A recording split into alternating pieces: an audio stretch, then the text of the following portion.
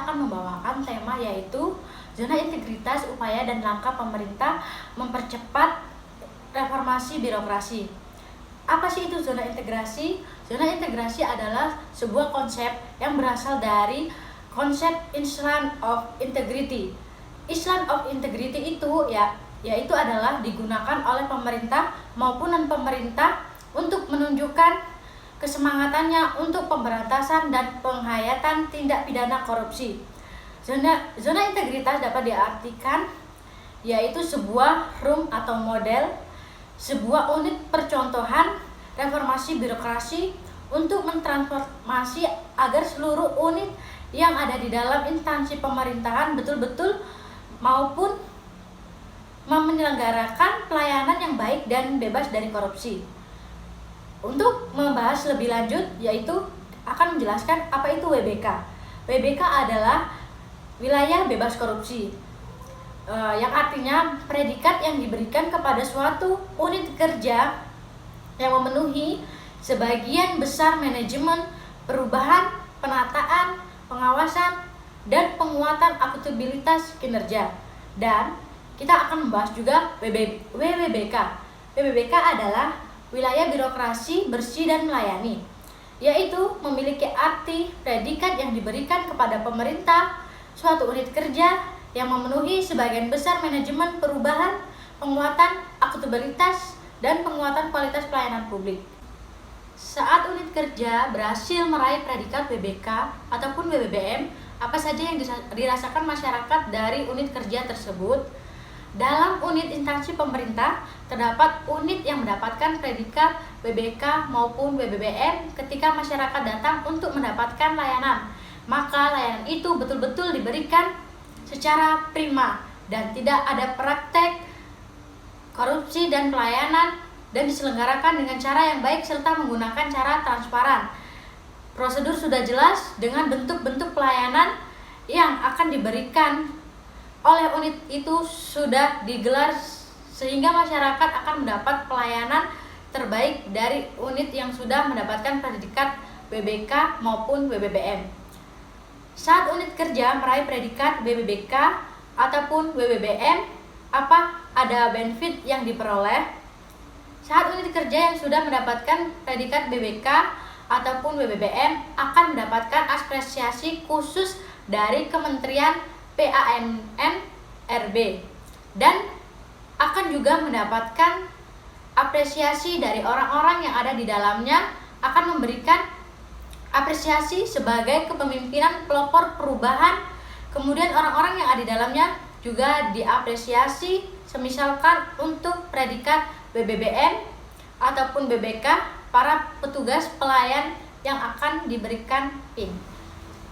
Bagaimana pengawasan yang dilakukan setelah unit kerja memperoleh predikat WBK ataupun WBBM agar betul-betul mengamalkan predikat yang disandangnya, yaitu bekerjasama dengan kepemimpinan instansi pemerintah masing-masing baik pusat maupun daerah untuk menjaga integritas unit-unit yang sudah diberikan predikat WBK maupun WBBM. Dan apakah sanksi bagi unit kerja yang bertindak tidak sesuai dengan predikat yang disandangnya di kemudian hari? Sanksi yang akan diberikan unit kerja yang sudah kita berikan predikat WBK maupun WBBM baik individu maupun secara sistematis melakukan pelonggaran terhadap prinsip-prinsip yang bersih dari korupsi. Bisakah masyarakat melaporkan unit kerja WBK ataupun WBBM yang bertindak tidak sesuai dengan predikat yang disandangnya?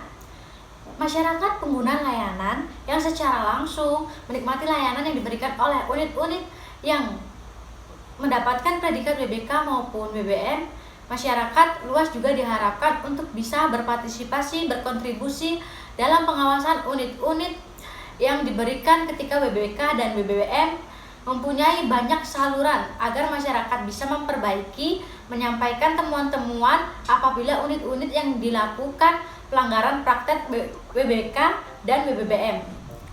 Pihak pemerintah minimalkan mempertahankan predikat yang sudah diperoleh sebagai kerja lebih meningkatkan agar lebih baik dalam seluruh layanan itu bisa diberikan semakin prima agar seluruh layanan itu tidak bisa diberikan dengan cepat, mudah, sehingga mampu membantu masyarakat untuk meningkatkan daya saing terhadap luar negeri.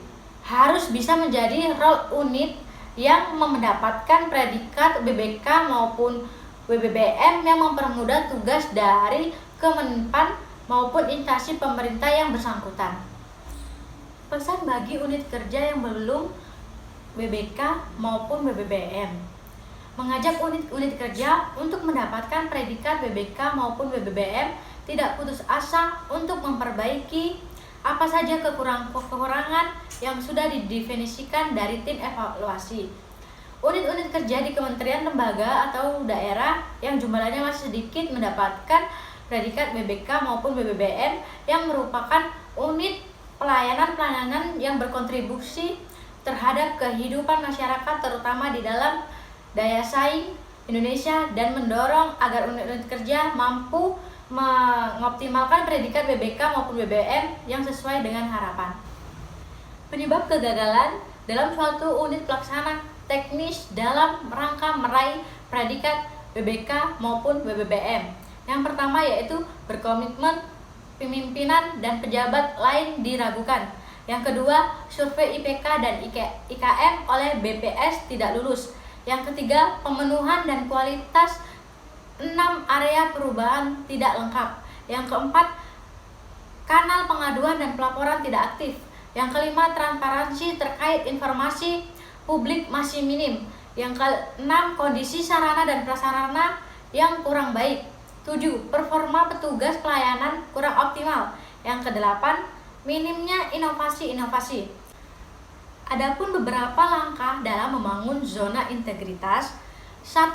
Kemampuan dan kemauan. Kepemimpinan dalam berkomitmen dan mengajak seluruh jajaran untuk melakukan perubahan seperti pertemuan rutinitas dan memberikan arahan. Yang kedua, perubahan sistem internal, yaitu meningkatkan kualitas pelayanan publik seperti sarana dan prasarana. Yang ketiga, hadir di publik, melakukan inovasi-inovasi seperti layanan keliling, samsat keliling, serta lain-lainnya. Yang keempat, sosialisasi program, mengoptimalkan media sosial dan media lainnya sebagai sarana dan prasarana publikasi dan komunikasi yang efektif. Yang kelima yaitu jaga konsistensi, melaksanakan monitoring dan juga evaluasi terhadap pembangunan zona integritas agar berjalan secara berkelanjutan.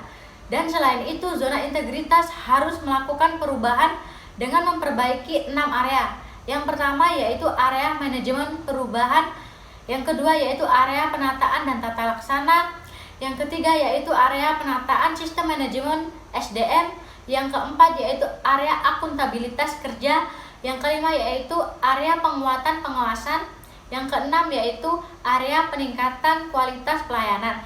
Itu materi yang saya sampaikan. Terima kasih.